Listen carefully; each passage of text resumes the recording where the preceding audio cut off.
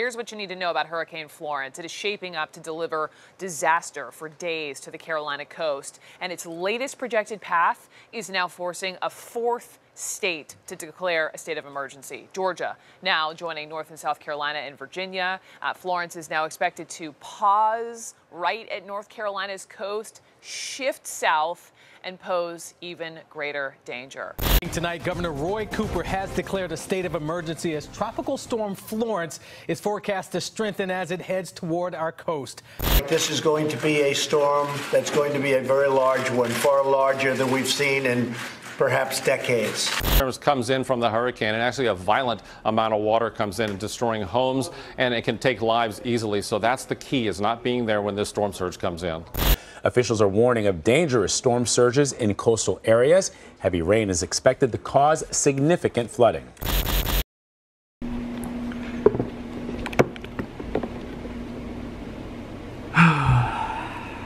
This is going to be a rough one for me.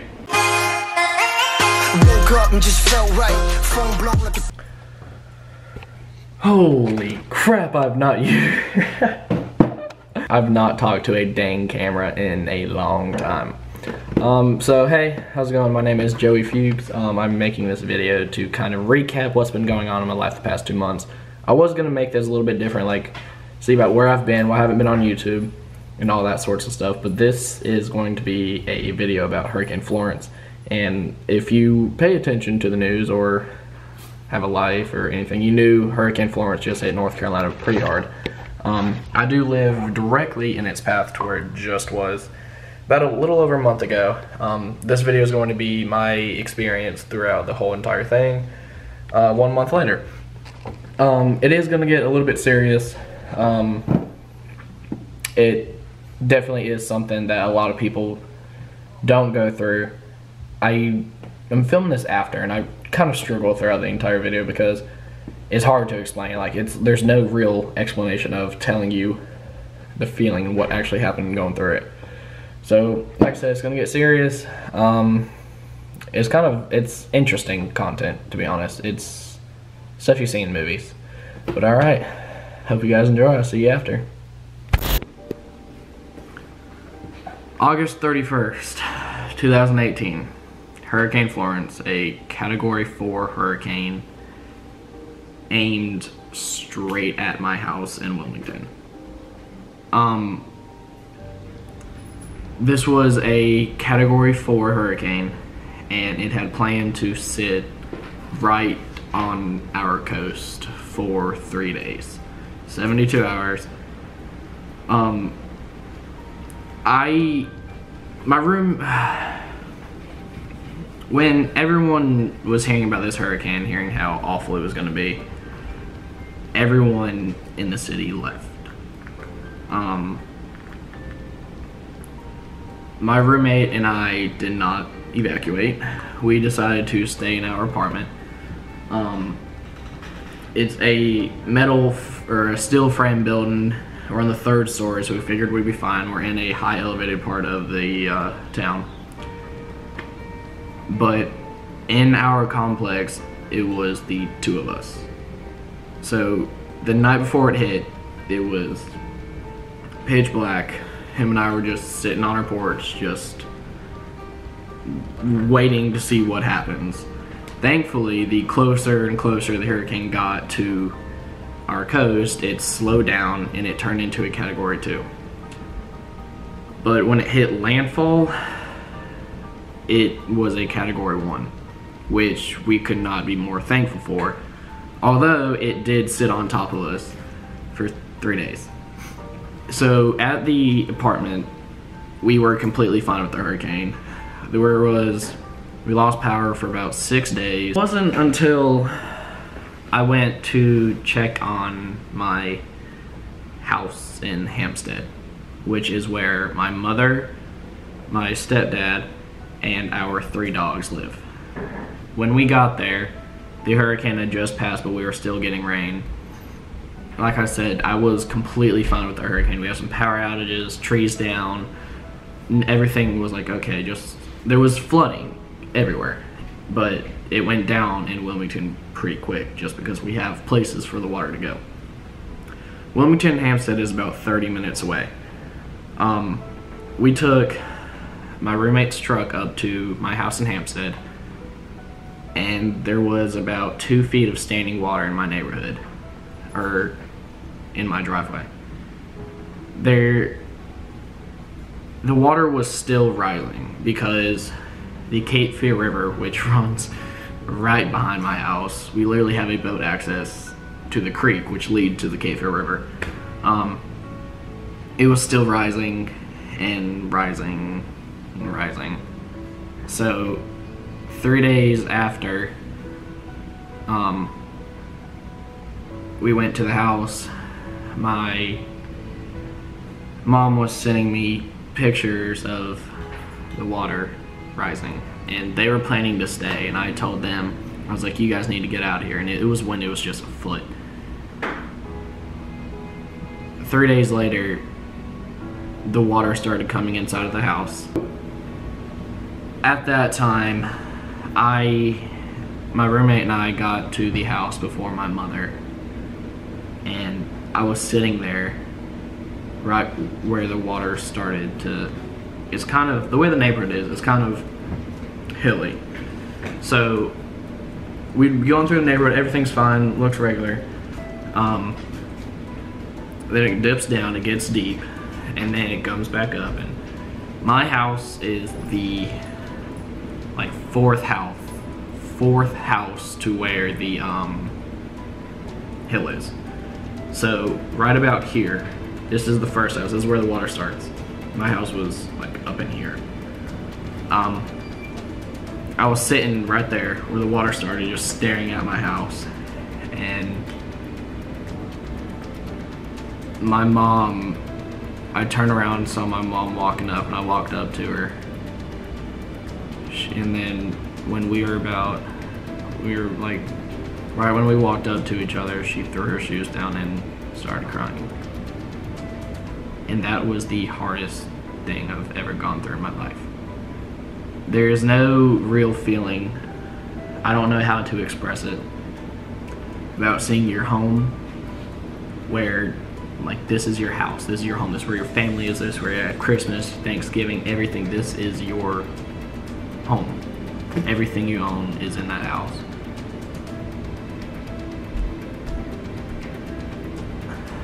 We had to take a boat to my front porch. And although there wasn't much stuff we could have done, like, we could move stuff to higher ground, and we did. We moved some stuff on top of the cabinets and on top of the refrigerator, and we have one room upstairs which was already packed full of just crap, and we put as much stuff up there as possible, stuff that wasn't already in the water, already in 2 feet of water. There was no saving my room at this point. This was after the hurricane went away, and my room was, it was kind of funny. They put my furniture in my room and their van on top of bricks, just in case. But it doesn't help when the water is 4 feet above the bricks. So luckily they did get the vehicles out of there, and they were able to save the cars. We left, it was awful. Like, my mom was, when you see that, you can't do anything about it. Like, you can't, like, obviously you're just dwelling on the fact that everything you own is gone, your home is gone, like, you don't know what to do at this point. But then that's when you start to say, hey, well, now we can build our house the way we really wanted it, we can take this wall down, we can do all this. So I was kind of helping my mom feel a little bit better, just because I know, like, it was the hardest thing we've ever gone through. So a couple days later, after we get off the boat, me and my friend go there. I brought my drone. It was so much more deep than it was. We have a fence in the backyard. It's about 6.5 feet, 7 feet tall. You couldn't see it. You could not see the fence at all. My windows there was about probably this much room from the top of the window to where like the seal ends and where the water was. So we get on a boat with a couple people in the neighborhood, and we go around some houses and help them move some stuff. And I was just shocked because my normal life, where I park my car, where my house is. So the actual measurements inside the house at the peak of the flooding, my room had about 7 feet of water standing in it, and the rest of the house had about 4.5 feet. The garage had probably about 7.5 feet. Like I said, you can't describe the feeling of seeing your house like that. There's no explaining it. It was the worst feeling in the world, I'll tell you that. So, the house was underwater for about 6-7 days, I believe. So, as soon as the water goes down, it was a Friday? No, it was a Saturday, I believe.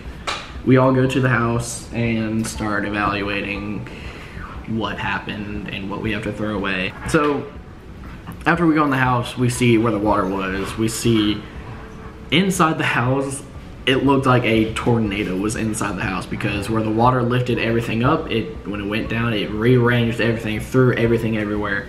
All the stuff that we put on top of the counter and on the refrigerator was knocked over because the water picked up our refrigerator and knocked it over.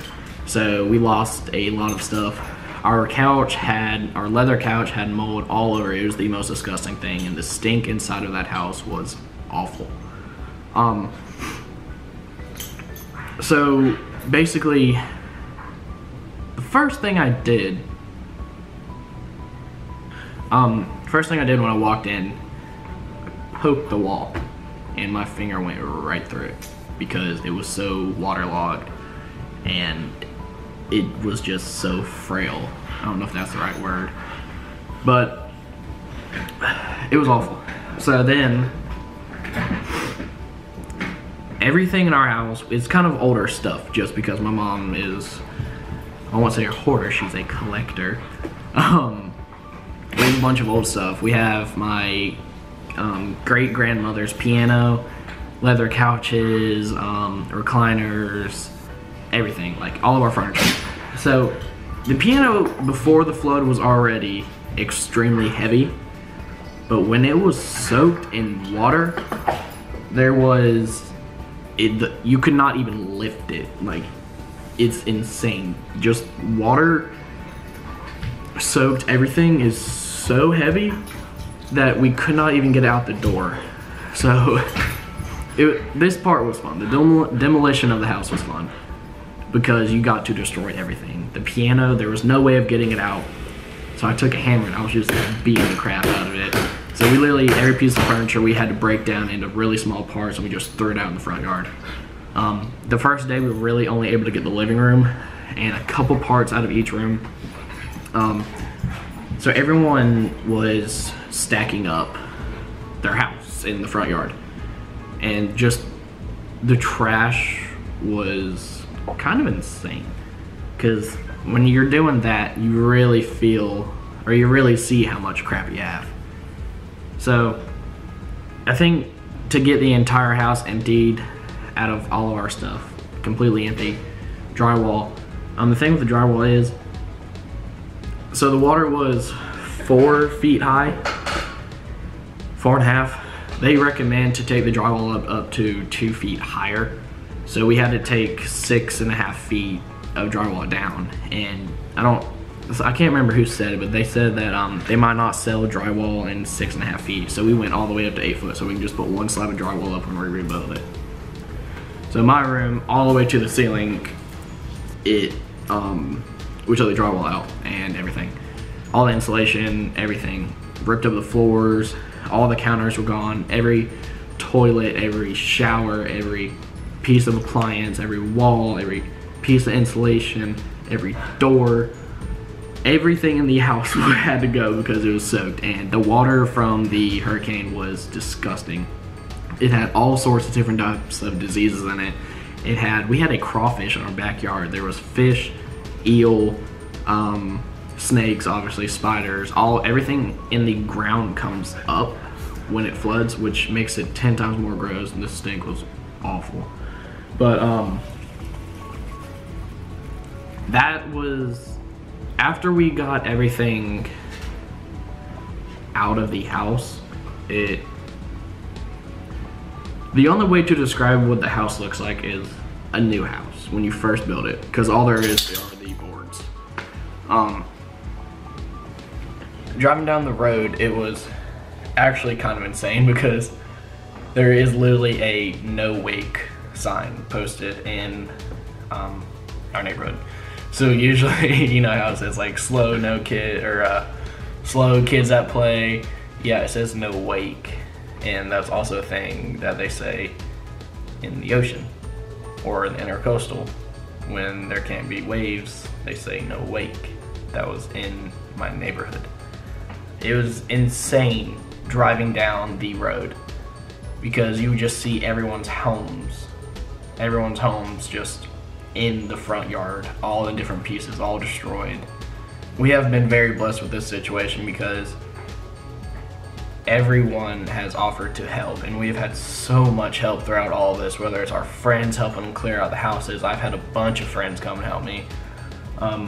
Everyone's been donating. The front of the neighborhood has a bunch of like shipping containers and trailers full of just anything you can imagine that you would possibly need, like food, clothes, supplies, building supplies, hammers, shovels, and people were actually living up. The front of our neighborhood has a soccer field, and that's where everything is. People were living up there. They had their campers up there. They had tents. It was pretty much, someone on the news said that it was like a refugee camp. But we have had so many awesome donations through the neighborhood and all around town, and my sister actually started a GoFundMe, and the last time I checked it was at like $1,900, which is insane. Like, I could not thank anyone and everyone for everything, and it's been amazing. And it's kind of crazy how the community can come together like that just in our neighborhood and do that, because there was a fundraiser for our neighborhood, and each person affected by the hurricane got a little bit of it too. It is the worst situation, not the worst situation. It is an awful situation to go through, and it's hard. It sucks. But with everyone helping and offering to help and just doing everything for us, it's amazing. I did kind of change how I wanted to do this video. I'm gonna end it here because the way I did just sitting down, I didn't really like it. But there is the GoFundMe link down below. If you want to check it out, you can. We've already been so blessed by everyone, and we do thank every single person who has donated, and for anyone who does in the future and anyone who's helped us. We are getting right along with how we're doing it, just dealing with what we have to. There's not much we can do, so we're just gotta live through it.